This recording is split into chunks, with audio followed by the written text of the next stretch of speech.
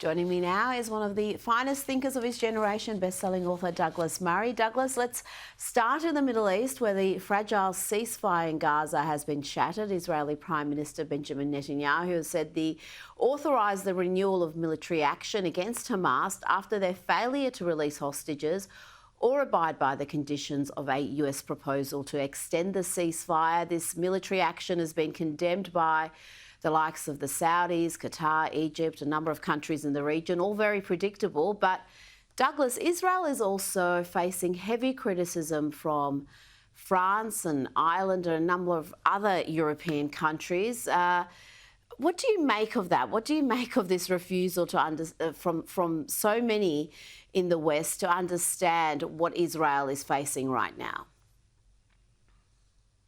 Well, it's sort of par for the course, unfortunately. Hamas has repeatedly broken its side of the deals in the stage one of the ceasefire agreement. We saw that not least in its obscene handover ceremonies of Israeli hostages, including its obscene parading of the coffin of Israeli babies in front of jubilant crowds in Gaza the other week.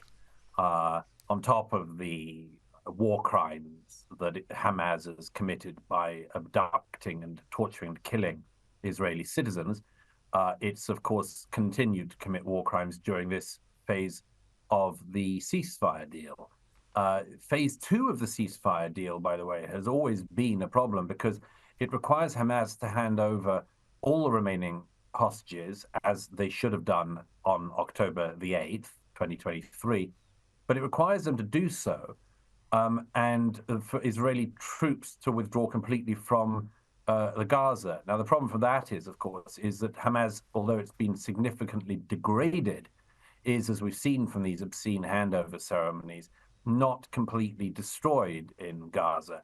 And there is therefore a likelihood, inevitability, that Hamas would continue to rule or misgovern the Gaza, which is intolerable to the Israelis because the Israelis had two stated war aims from the beginning of this war. Number one, to get back every hostage stolen from their homes by Hamas, and two, to destroy Hamas. And you just can't allow Hamas to remain in power. The Israelis can't. The various countries in the region condemn that is completely unsurprising. That's sort of what they have to say, even as in some cases they're urging Israel on. The fact that France would criticize Israel, among other Western countries, is also unsurprising, sadly. It'll be interesting to see next time France fights a war, when it does, whether it holds its army to the kind of accountability that the Israelis do theirs.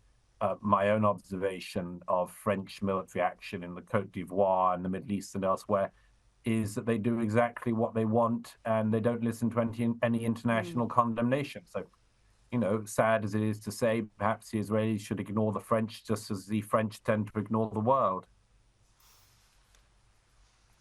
That's good advice there. I want to ask you about the Russian-Ukraine war. President Zelensky, we know, has accepted the US peace deal, and earlier today the White House released details of President Trump's discussions with Vladimir Putin. Douglas, Trump is pushing the Russians to agree to an unconditional ceasefire, but so far Putin has only ordered his military to adhere to a 30-day ceasefire on Ukraine's energy infrastructure. Zelensky says he fears the Russians don't want an end to this war. Douglas, what do they have to gain by extending this mutually disastrous conflict? Well, what Russia has to gain is that they will hope that Western support for Ukraine runs out or runs down, and that they can slowly, incrementally, whether or not during this presidency of Trump's or whether during a future presidency, continue their war and take over the whole of Ukraine as they tried to do in 2022. I mean, it's extremely hard with agreements with people like Putin. Not that there are that many, but we have quite a number of dictators in the world now, as always. It's hard to know what of their word you can trust, because the obvious thing is absolutely nothing. Zelensky is answerable not just to Western political alliances that are supportive of him, but is also, of course, has to be having the backing, the support in the end of the Ukrainian public and indeed the Ukrainian army who are fighting on. Whereas Putin doesn't really have to have anyone's support. It's just himself, his own view, along with a small number of people who are around him.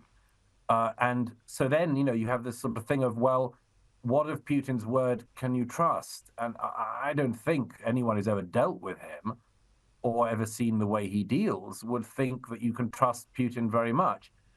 The promise not to attack energy and other infrastructure is not a very useful promise from Vladimir Putin, given that it's one that he's given only within recent weeks and promptly done exactly what he said he wouldn't do. He gave another assurance some time ago that the Russians would not attack Ukrainian energy infrastructure. And then the next night, actually, whilst I was there, they did exactly that.